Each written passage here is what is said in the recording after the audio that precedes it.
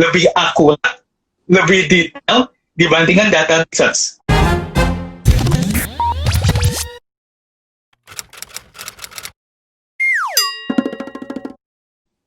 Oke, sekarang saya panggil Andika Wijaya. Sebentar, Andika Wijaya. Oke. Oke. Mudah-mudahan bisa terhubung karena Bro Andika siap berbagi kebaikan buat kita semua. Halo, brother. Halo. Iya, kayaknya feedback ya suara nggak? Enggak. Apa musiknya aku matiin kali ya? Aku pakai musik soalnya. Lagi denger musik, lagi santai. Oh iya. Udah? Tapi kayaknya suara saya muncul ya di tempat kamu ya? Apa perlu pakai earphone kali? Oh, boleh. Baik. Earphone-ku Bluetooth, bentar ya, Kos. Oh, nggak apa-apa, santai aja. Bro, sambil itu saya akan diam. Bro, perkenalkan diri, cerita sedikit siapa nama, profesi, kerjaan, dan inspirasi kebaikan apa yang bisa dibagikan buat kita semua. Oke, halo teman-teman semua. Nama saya Andika Wijaya Kurniawan. Double ya? Aduh, bentar. Bentar. Aku pasang Bluetooth-nya dulu ya. Yes, oke. Sorry ya.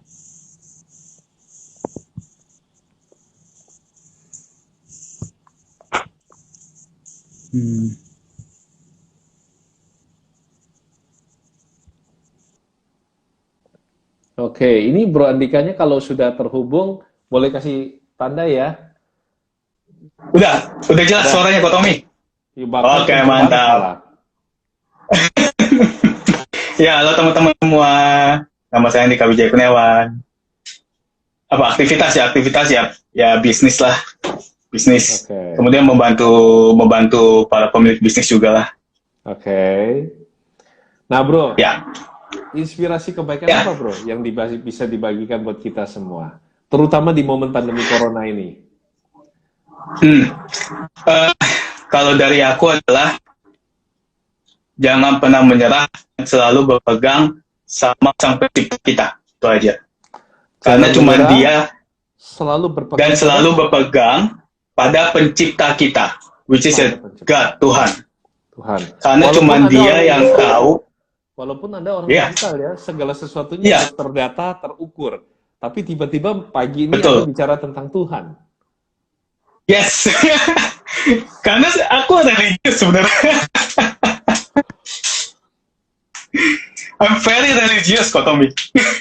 Oh, iya. Saya tapi bertemu dengan beberapa orang digital yang mereka bilang that there's no God, only data. Data is the God, gitu. Karena data itu selalu measure dan how shallow menurut saya benar-benar shallow kalau pikiran seperti itu ya.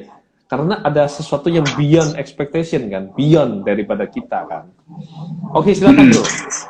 Why tapi mereka lupa, Tommy. Bilang begitu. Kenapa? Tapi mereka lupa kalau data itu Tuhan yang buat dan Tuhan yang ciptakan. Iya. Makanya aku lebih percaya dengan data dari Tuhan dibandingkan data dengan research. Wow. Gitu. Lebih percaya data dari Tuhan daripada data dari research. Karena data dari research membuktikan 1 tahun itu bisa diukur semuanya. Ya. Dan tahun 96 sampai 2006 bisa diukur, lalu di average rata-rata. 2006 sampai 2016 bisa di average rata-rata. Menjadi kira-kira pedoman buat 2020. Oke? Betul. Tetapi tidak ada yang pernah tahu 2020 ada corona. Kelar lu semua data. Semua data bye-bye. Ya, that's why Kak Tommy, waktu itu aku pernah keluarin prediksi. Waktu itu aku pernah keluarin prediksi tentang bisnis yang akan berkembang setelah COVID. Oh, oke. Kita pengen dengar. Oke. Yes. Apa tuh? Waktu itu. Nah, jadi di blogku aku tulis ada beberapa bisnis yang akan berkembang dan itu pada bingung dan terjadi semuanya. Kenapa? Waktu aku pengen buat prediksi tersebut, yang pertama kali aku lakukan adalah aku duduk diam di ruang kerjaku Dan I pray. You I pray. berdoa. God, Yes. Aku bilang gini, Tuhan, ini orang-orang butuh sesuatu terobosan. Mereka sudah di posisi di mana mereka butuh jalan keluar, bisnis apa yang akan berkembang, dan apalagi akan banyak di PHK. That's why aku keluarin di blogku, ada 4 bisnis yang akan berkembang pada saat COVID. Waktu itu, salah satu menteri kita juga bilang pariwisata tidak akan berkembang. Dan ternyata kebalikannya, pariwisata malah berkembang sekarang. Kemudian ada Ghost Kitchen. Ghost Kitchen belum masuk, aku udah bilang di blogku bahwa Ghost Kitchen setelah COVID akan berkembang. Dan itu terjadi lagi. Makanya, I believe bahwa data dari Tuhan itu lebih akurat, lebih detail dibandingkan data research. Bahkan ada yang nanya ke aku, datanya dari mana tuh? Aku bilang kebalikannya. Aku bilang, ya terjadi dulu, baru kamu bikin data sendiri.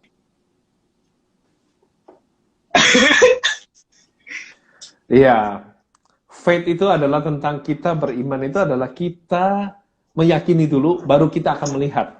Bukan lihat dulu, baru meyakini, bukan? Yes, betul. Makanya buat teman-teman yang cycle-nya aku, kayak Bro Neil tadi ya, sempat dengar juga, mereka pasti tahu kalau aku itu memang benar-benar religious, dan I pray for my client, all my client I pray for them. Oke. Aku doa untuk mereka supaya bisnisnya meningkat. Aku doa untuk mereka karena habis coaching pun, misalnya habis coaching, habis konsultasi, tutup, aku langsung kayak tumpang tangan gitu, Tuhan, aku bilang untuk klienku semoga bisnisnya naik. Oke, Profit yang kita berlimpah. sama-sama sekarang, sama-sama kita tumbang tangan. Buat 90 teman kita, semuanya amin, diberkati. Yes, amin, diberkati. Dapat lagi, ya. Bahkan bisa jadi pengusaha. Yang pengusaha omsetnya turun, kembali naik, berlipat ganda. Amin. Ya, dan I don't care about religion sebenarnya. Aku nggak peduli tentang apa religi setiap individual. Mau dia Muslim kah, Buddhis, whatever, but God itu nggak tentang religi. God is tentang individual. That's why aku percaya bahwa di digital pun ya, walaupun kita promosi kemana-kemana, kita nggak pakai ekstra, pakai ini, pakai itu, kalau Tuhan nggak kasih berkat, nggak akan terjadi. Nggak akan terjadi transaksi sama sekali. That's why aku sangat percaya sekali bahwa Tuhan itu lebih dari segalanya. Sampai sekarang pun di masa COVID pun, aku percaya bahwa orang-orang yang masih bisa bertahan adalah orang-orang yang dipercaya sama Tuhan dan dititipkan berkat sama Tuhan, berkah sama Tuhan, untuk bisa menjadi bukti, menjadi saksi bahwa Tuhan itu ada. Itulah dia kenapa kita harus sharingkan sharingkan selalu kebaikan Tuhan. Itulah dia kenapa kita harus sharingkan selalu kebaikan Tuhan. Bro, gua ada satu message tadi dapat dari Sunil tentang bagaimana kalau Tuhan justru ada di dalam perahu kita. Kalau dari brother, saya justru mendapatkan satu. Pernah nggak teman-teman mendoakan prospek Anda? Sebelum ketemu klien Anda sudah berdoa, sudah mendoakan dia belum? Dan setelah closing, maupun tidak closing, sudah didoain belum? Ini menjadi satu tolak ukuran menurut aku luar biasa. Thank you, brother. Ini hal yang kadang-kadang, what easy to do, easy not to do. Jadi, hal yang sebenarnya mudah. Kita mendoakan orang, apa ruginya? Nggak ada ruginya sama sekali. Nggak ada. Tapi kita jarang mendoakan klien kita, jarang doain prospek. Yang kita persiapin adalah data, and data. Tapi kalau Tuhan nggak kasih kita closing, mau lu ngomong datanya beribu-ribu pun, dia nggak percaya, selesai. Betul. Kenapa? Karena kita aja nggak percaya Tuhan. Wajar kan? Kita nggak percaya Tuhan. Ya gimana klien bisa percaya kita? Ini sebuah pun sih. Keren bro, keren. I don't know. Somehow gue pun merasa sangat. Wah pagi ini sama-sama ngecas nih rupanya nih. Udah ada Bro Sunil lagi dari tadi dia ngamatin terus tuh. Nah, kayak kemarin juga, sharing bentar ya. Kayak kemarin juga sebelum meeting dengan Gudang Garam, PT Gudang Garam secara live webinar, aku bilang ke mereka begini. Aku bilang ke Tuhan begini pertama. Tuhan, ini mereka butuhnya apa? Kalau memang harus tepat, aku harus ke kantor mereka, it's okay. Tetapi kalau misalnya mereka cuma hanya untuk konsultasi, kasihan tim-timnya harus keluar rumah, mereka harus ke kantor. Dan akhirnya apa? Diizinkan sama Tuhan ngadain live webinar. Dan waktu webinar itu, mereka cuma pengen tahu gimana caranya, mereka punya anak usaha juga untuk dikembangin jadi dari UKM untuk jadi grow gitu ya. Dan mereka mendapat inspirasi. Why? Karena sebelum aku mulai, aku bilang begini, God, lo yang ngomong, bukan gue. Jadi aku kosongin diri aja, dan itu kita perlu sekali kadang-kadang. Event itu digital ya, Kotomi, teman-teman. Event itu digital. Kalian mau punya list seberapa banyak pun, kalian mau pasang iklan bermiliar pun, kuncinya begini, kalau dari aku kuncinya begini. Prospek kalau datang ke kita, Tuhan udah kasih. Selanjutnya adalah closing gak closing, itu urusan kita dengan sang pencipta kita. Yes, betul. Itu. 99% itu effortnya dari kita, tapi 1% keputusan di tangan Tuhan. Deal atau nggak deal itu di tangan Tuhan. Jadi, wow, keren bro. I think ini menjadi satu titik buat kita juga insight. Sebenarnya kayak contoh, kita ambil contoh case, langsung study case saja. Kita mau ketemu klien calon, katakanlah kita seorang insurance agent. Kita mau ketemu klien kita. Pernah nggak kita doain, sebenarnya Tuhan beri aku petunjuk apa yang dia butuh. Berikan aku petunjuk, hikmat, pikiran aku untuk mengerti sebenarnya kebutuhan klienku itu apa. Sama kan kayak kita mau bikin makanan, mau bikin produk. Kita juga bukan asal orang lain bikin siomay rame, terus ikut-ikutan bikin siomay. Enggak, kita harus amati dulu kan, market lagi maunya apa, dan kita pengen mesti tahu juga kan, berdoa sama Tuhan, Tuhan kira-kira di dalam siomayku ini ada manfaat apa yang aku bisa berikan. Dan itu menjadi caption yang bisa diceritakan kan. Ya, betul. Good. Ya, somehow ini. Dan dari study case itu Kotomi, dari study case Kotomi tersebut orang insurance, dan aku pernah diketemukan dengan orang insurance yang ternyata dia lagi pengen prospekin aku prospekin balik. Iya, itu terjadi bro, itu yang terjadi. Gua juga gitu, gua di prospekin balik ya. Gua prospekin, dia bilang katanya gini, Kotomi, kapan Kotomi ada workshop, gua bisa ikut gak? Lalu orang gua bisnismen, gua kagak bikin workshop. Prospekinnya beda Kotomi. Kalau dia prospekin, Pak Andika, ayo dong join ke insurance kita. Kalau aku prospekinnya beda. Gimana kalau misalnya kamu sebelum prospekin aku, kamu doa dulu, karena kamu yang punya masalah sebenarnya. Aku langsung tembak biasanya. Kalau biasanya aku langsung tembak permasalahan orang tersebut. Karena kan aku juga ada background life coach, jadi I know life coach, nggak kutip ya. So I know that people gitu. That people kan. Makanya aku suka bilang begitu, dan ternyata dia langsung bayangin dari seorang prospek, agent insurance datang ke aku, akhirnya dia konsultasi aku, dan aku kasih jalan keluarnya, dan sekarang dia hidup sangat-sangat bahagia sekali. Amin. Dan dia mendapatkan hal yang tidak pernah dia duga. Dia nggak harus prospek, orang cari dia untuk join ke asuransinya. Rezeki yang diantar jauh lebih indah daripada rezeki yang dijemput. Karena yang kita cari, betul. Iya, yang kita cari-cari. Karena kenapa kita cari-cari rezeki? Karena kita nggak tahu alamat rezeki. Tetapi rezeki selalu tahu alamat tuannya. Rezeki selalu tahu alamat tuannya, ya kan? Kenapa kita cari-cari rezeki? Karena kita nggak tahu alamat rezeki ada di mana. Dan itu keputusannya di tangan Tuhan. Yang tahu itu Tuhan.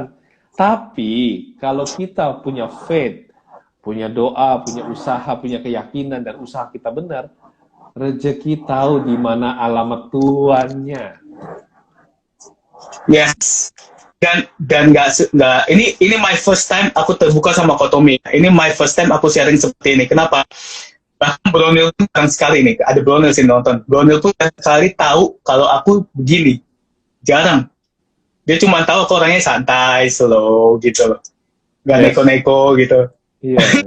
But aslinya sehari-hari I talk about God, always talk about God. Ke klienku, ke konsumenku, ke timku, ke partnerku, semuanya.